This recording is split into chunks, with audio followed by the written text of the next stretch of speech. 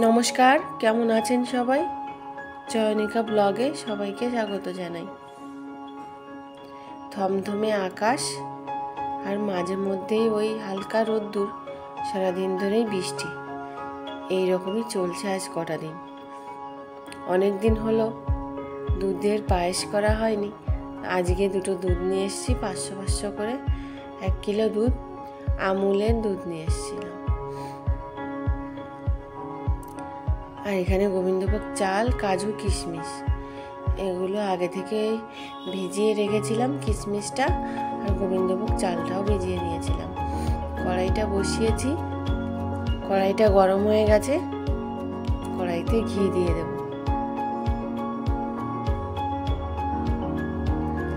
ঘিটা গরম হয়ে গেলে ওর মধ্যে এই যে ভিজিয়ে রাখা কিশমিশগুলো, ওগুলো জল ঝরিয়ে নিয়েছি, ওইগুলো দিয়ে ভালো করে ভেজে নেব।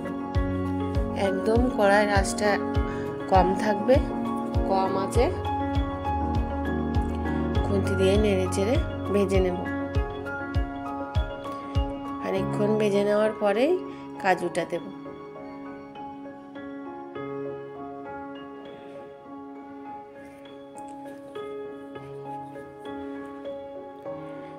কাজুটা দিয়ে কাজু কিশমিশ একসঙ্গে ভেজে নেব। দিয়ে এই যে ভাজা হয়ে গেছে, এবার বাটিতে তুলে রাখলাম। অল্প পরিমাণ ঘিটা রয়েছে, ওটা ওরকমই থাক। এইবার দুধের প্যাকেটগুলো কেটে দুধটা ওর মধ্যে দিয়ে দেব। কড়াইটা গরম রয়েছে আর কড়াইতে ঘিও রয়েছে, তো এই জন্য ভয় পাওয়ার একদমই কারণ নেই, দুধ কিন্তু কেটে যাবে না। ব্যাস, এই যে 1 কিলো দুধ আর ওইখানে ওই 100 গ্রামের মতন গোবিন্দভোগ চাল। দুধ ভালো করে জাল করে নিয়েছি, ফুটিয়ে নিয়েছি, তারপর আমি চালটা দিলাম। চালটা যেহেতু ভিজিয়ে রেখেছিলাম, তাই আর ফুটতে অসুবিধা হবে না, এমনি তাড়াতাড়ি ফুটে যাবে।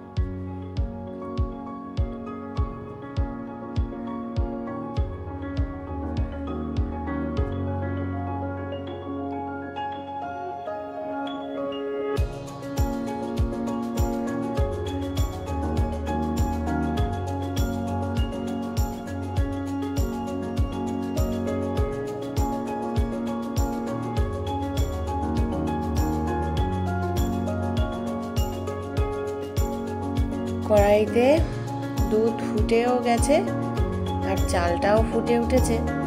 আর এদিকে আমি জালটা একদমই কমিয়ে দিয়েছিলাম, উপর থেকে দেখুন দুধের সর পড়ে গেছে।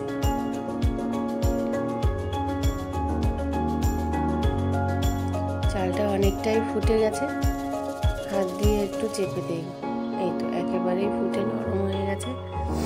এদিকে আজকে চিনি দিয়ে করব না, আর গুড়ও নয়, এই যে গুড়ের বাতাসা, অনেকগুলো বাতাসা ঘরে অনেক দিন ধরে পড়ে রয়েছে, তাই ভাবছি বাতাসাগুলো আজকে কিছু একটা করা যাক।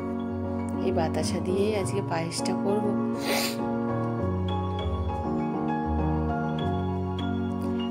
একে একে সব বাতাসাগুলো দিয়ে দিয়েছি, আর একটু একটু করে ঝালটা কিন্তু আমি কমিয়েই রেখেছি।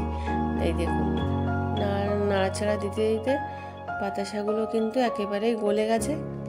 বেশিক্ষণ সময় লাগলোই না, একেবারে গুড়ের পায়েসের মতোই মনে হচ্ছে। জালটা এইবার শেষের দিকে এখন খানিকটা বাড়িয়ে দেব। পায়েসটা সুন্দর হয়ে গেছে। উপর দিয়ে কাজু কিশমিশ ঘিয়ে ভেজে রেখেছিলাম, আর বাটিতে যে ঘিটুকু রয়েছে ওইটুকু দিয়ে দেব। একদম শেষের দিকেই আমি কাজু কিশমিশটা দিলাম, যেহেতু ওটা আমি ঘিয়ে ভেজে রেখেছিলাম। শেষের দিকে দিলে খুব সুন্দর একটা গন্ধ আসছে, বেশ ভালো লাগছে। পায়েসে দেখুন জালটা একেবারেই হয়ে গেছে, আর পায়েসও আমার রেডি হয়ে গেছে। মাঝে মধ্যে বাড়িতে এমন সুন্দর করে কিন্তু মিষ্টান্ন করাই যেতে পারে। এইবার আমি বাটি কেটে নেব। তো আজকে এই অবধি, সবাই অনেক ভালো থাকুন, সুস্থ থাকুন, আর আমার ভিডিওটা ভালো লাগলে লাইক, কমেন্ট, শেয়ার করবেন। নমস্কার।